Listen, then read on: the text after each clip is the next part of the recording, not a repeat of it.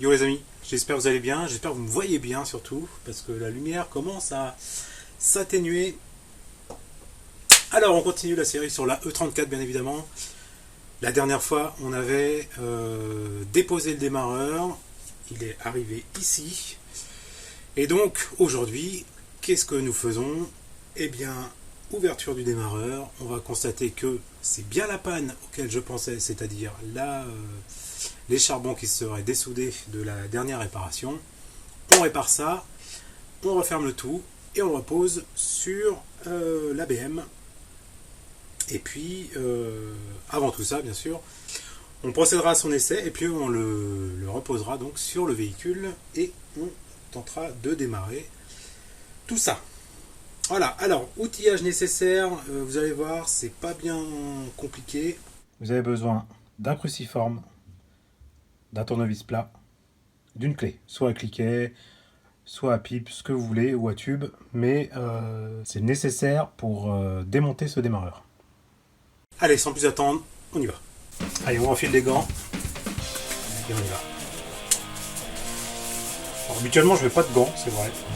Quand je bricole sans cam, je ne mets pas de gants. Là, pour manipuler les caméras, c'est vrai que c'est quand même mieux avec les gants. Alors, pour le déposer, on va commencer par le solénoïde. Ici, vous avez deux vis. Deux vis cruciformes ici. On va les déposer. On le fait.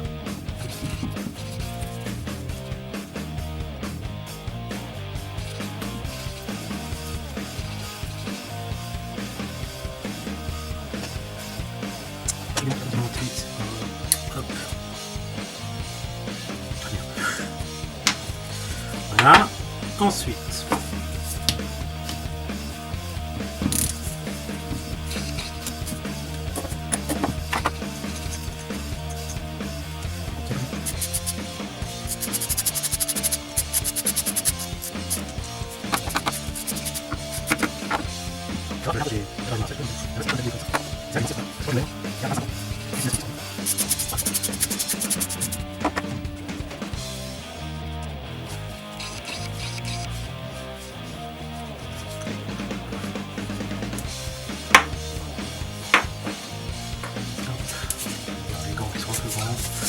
Alors ensuite il nous reste deux vis plates, ici même, toujours au cul du démarreur. Là vous avez les deux vis, là vous avez les deux écrous que je viens de déposer.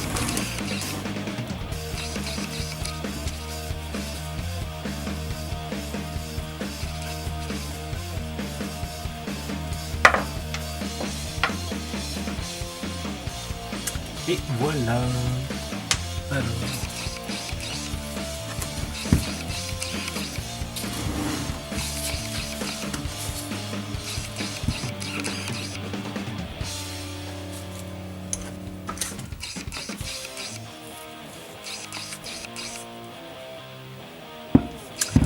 Donc la partie solénoïde, un peu plus bas, on la met de côté.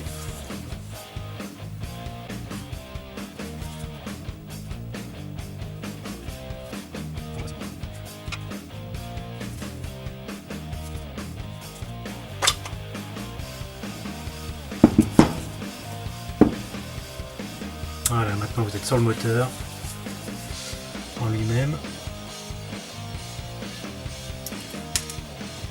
Paradoxalement assez dur, ouais, c'est les soudures qui ont bien lâché.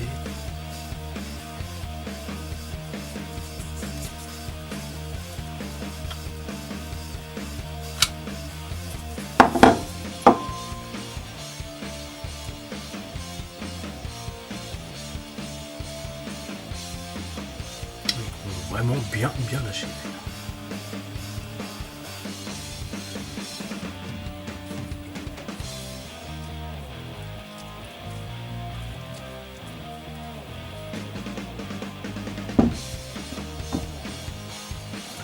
Voilà, donc j'ai plus qu'à ressouder ça.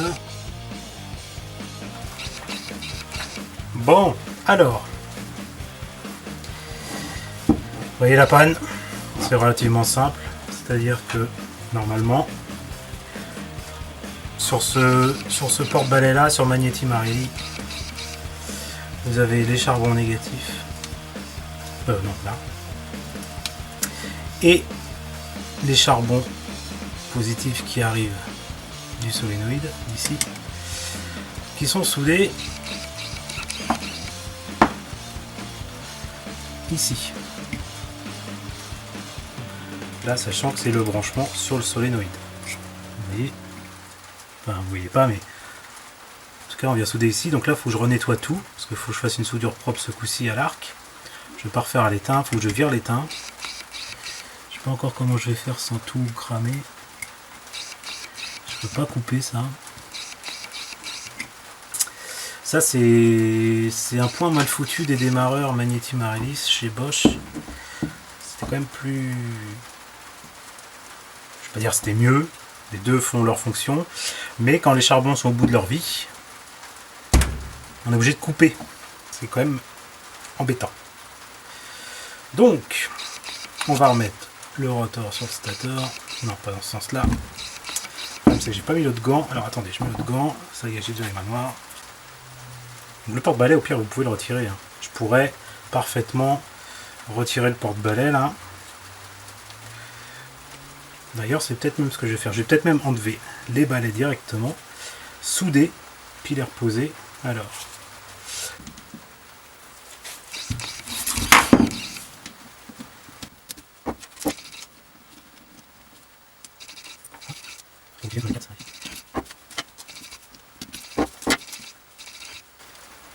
Voilà, nous avons notre porte-balai. Cette soudure a l'air de tenir.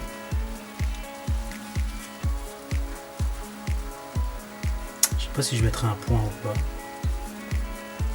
En fait là j'avais ressoudé sur, j'avais coupé les anciens charbons. J'avais pas de quoi souder, je savais très bien que l'étain tiendrait pas là-dessus, hein, forcément. Donc j'avais ressoudé sur les anciens, les anciennes soudures en cuivre.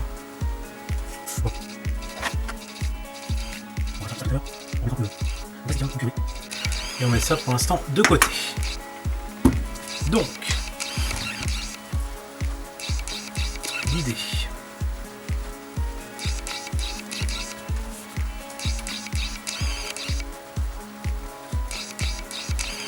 Dans quel sens il tourne? Je sais pas trop. L'idée c'est bien sûr, je vais recouper un peu l'isolant là, c'est de ressouder ça. Et ça là, comme ça. On soude ça à l'arc ce coup-ci. On repose le porte-balai et c'est terminé. Un essai. Et voilà. Allez, on attaque le dégraissage. Alors, je vais utiliser de l'essence C. C'est exactement pareil que ce que vous trouvez dans les nettoyants freins.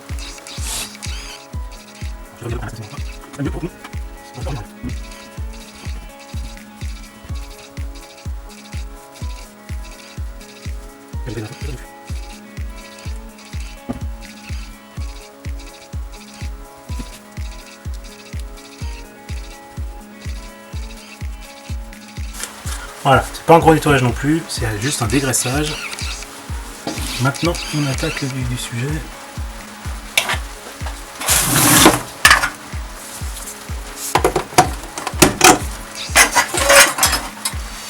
Je vais chauffer au fer parce que si je chauffe au chalumeau, je risque plutôt de brûler les isolants.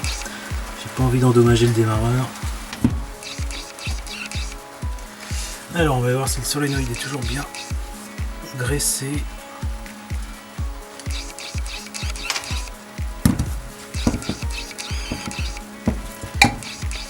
J'ai oublié ces vis là.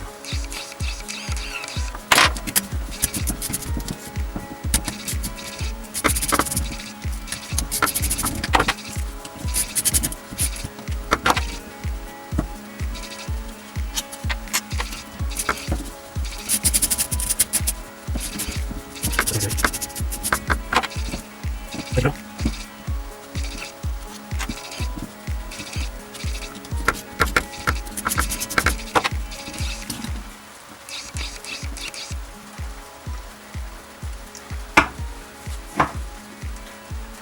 Bon, encore de la graisse. Je vais le redresser un petit coup. Et ça suffira. En fait, le solénoïde, enfin Bon les amis, petit hors-cam pour mieux vous expliquer, parce qu'en fait je ne trouvais pas un mot pendant par électromagnétisme que j'étais en train de déposer ce solénoïde. Et ça m'a perturbé pour le reste. Donc, en fait, c'est un mécanisme très simple, mais je me suis paumé en cherchant ce mot. Donc, dans le solénoïde, vous avez deux choses. Le noyau du solénoïde et le ressort. Et au bout de tout ça, une fourchette qui vient donc pousser le pignon entraîneur du volant moteur. Et donc, quand vous activez le contact, l'électromagnétisme formé par le courant électrique va faire se déplacer le noyau dans le solénoïde et donc comprimer le ressort, ce qui fait que quand vous allez lâcher, il va revenir à sa place. Et le fait de tirer ce noyau donc vers les bornes, ce qui va vers les bornes, entraîne donc la fourchette qui est de l'autre côté.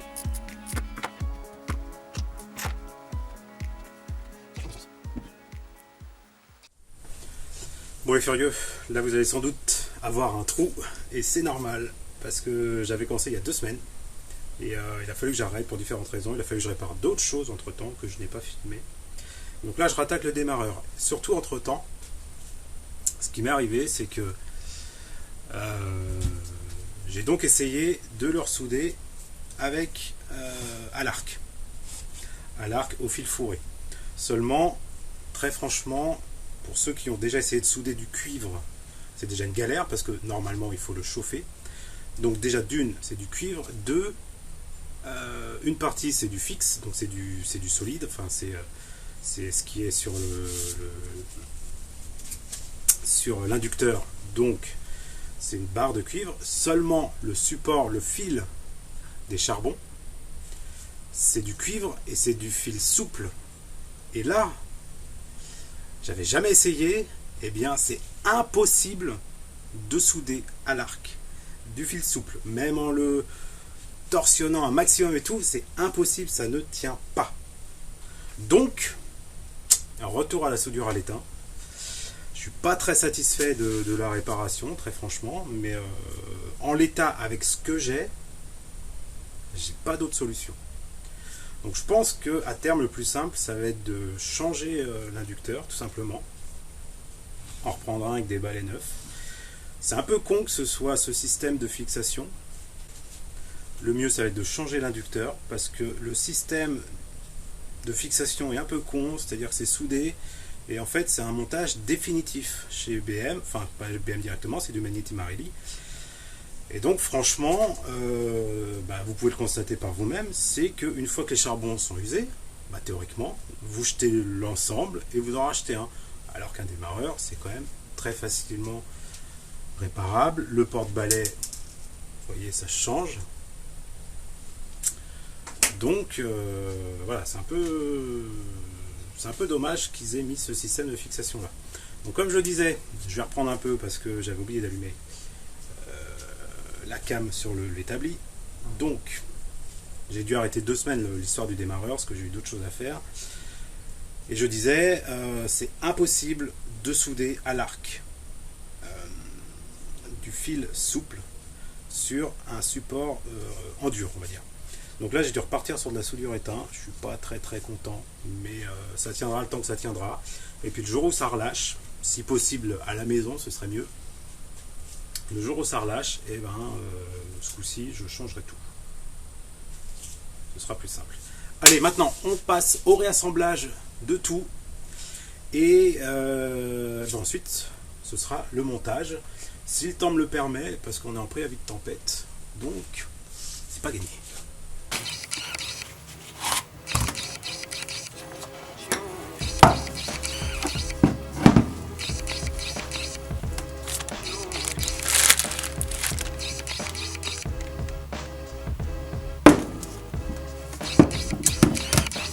Rouillé le temps de la dépose. Il a rouillé le temps de la dépose. Allô. C'est pas très grave.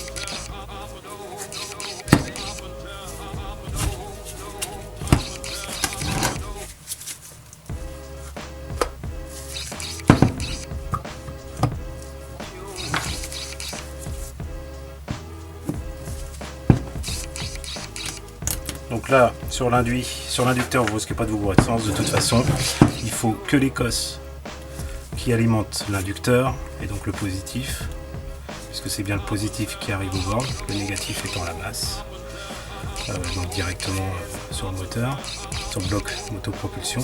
Donc là, vous pouvez pas vous bourrer. Côté Écosse, c'est côté... Allez. Voilà. Maintenant, on remet les ressorts.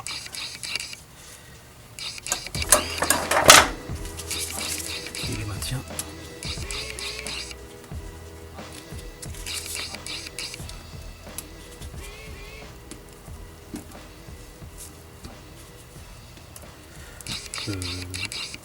Suffit. Voilà. Allez, c'est bon pour ça.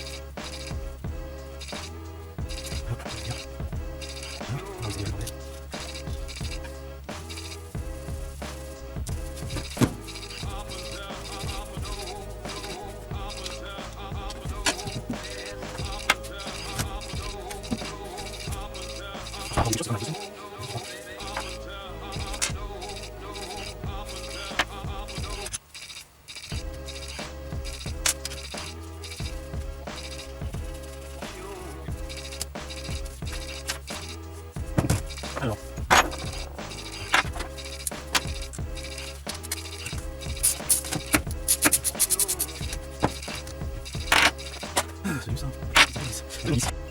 Allez, on va tester le démarreur maintenant. Hors cam, ce que j'ai fait pour l'instant, vous allez pouvoir le voir.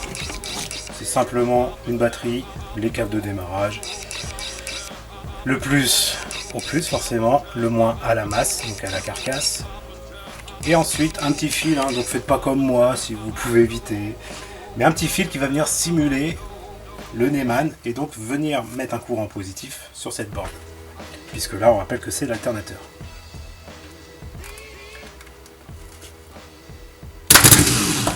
C'est bon, ça fonctionne. Vous voyez, il y a quand même du courant, parce que malgré tout, ça a beau être un moteur qui est à vide là, pour le coup, ça fait de l'étincelle. Mais ça fonctionne. Allez. Fini pour la réparation du démarreur. Prochaine étape, on remonte. Voilà les amis, j'espère que cette vidéo en tout cas vous aura plu, cette séance démontage, réparation et remontage, réassemblage plutôt on va dire, d'un démarreur. La prochaine étape c'est le reposer sur le véhicule. On a pu le tester, ça tourne, donc le courant passe, c'est tout ce qu'on veut, c'est tout ce qu'on souhaite. Il n'est pas certain qu'une soudure à l'étain tienne longtemps vu les courants induits dans un démarreur, ça tiendra le temps que ça tiendra. Et puis, soit je trouverai une autre solution pour souder au fil fourré, donc soit avec un apport cuivre, soit avec un apport argent, ou le mieux, ça resterait le chalumeau. Mais il y a des isolants et tout, c'est pas simple. C'est franchement pas simple, même si la soudure aujourd'hui au chalumeau ou à l'acétylène, c'est quand même très très fin. À voir. C'est à réfléchir pour la prochaine fois. En tout cas, là, ce coup-ci, il fonctionne. Je vais pouvoir redémarrer la BM au moins, finir cette présentation, attaquer surtout les travaux qui étaient prévus sur ce véhicule, c'est-à-dire les garnitures intérieures au moins, et puis un bon nettoyage, on va peut-être éviter de toucher la batterie, un bon nettoyage, et puis la fuite de la pompe à injection à réparer, et pourquoi pas, si vraiment il y avait une très forte demande, attaquer la distrie, mais là c'est quand même un tout autre boulot. Et surtout qu'on va attaquer la mauvaise saison et je rentre d'autres véhicules, je rentre pas forcément la BM, donc c'est encore à voir tout ça. Bref les amis, j'espère que tout ça, ça vous a plu. N'hésitez pas à commenter, à partager, à liker surtout. C'est très important pour la visibilité de la chaîne, même si c'est le peu de visibilité. On améliore tout ça petit à petit. J'étais habitué à faire les vidéos moto, c'est vrai. J'avais mes habitudes. Hein, ça roulait. Et là, bah, il faut reprendre des habitudes, bien placer la cam. Là, je m'aperçois que finalement, la cam à gauche, c'est pas bien. Je ferais mieux de la mettre à droite. Vu que, généralement, comme je suis droitier, je travaille plutôt les choses à droite. Donc ça, la prochaine fois, on changera. Je l'avais mis là parce que 2 jours, j'ai la lumière qui vient de là. Et ça, pour l'instant, je ne peux pas le changer. Donc voilà, on va améliorer tout ça. Et surtout, la prise son. Je réfléchis à comment mieux capturer le son. Et je pense que ma meilleure piste, ça reste de me trouver un smartphone d'occasion. Et puis, me brancher directement un micro dessus, soit en Bluetooth, soit en filaire. Bref. Je vous enquiquine pas plus avec ça. Je vous dis à très vite pour le remontage. Et puis, bien sûr, toute la suite de la série BM maintenant qui va vraiment pouvoir démarrer. Ciao les furieux, à très vite.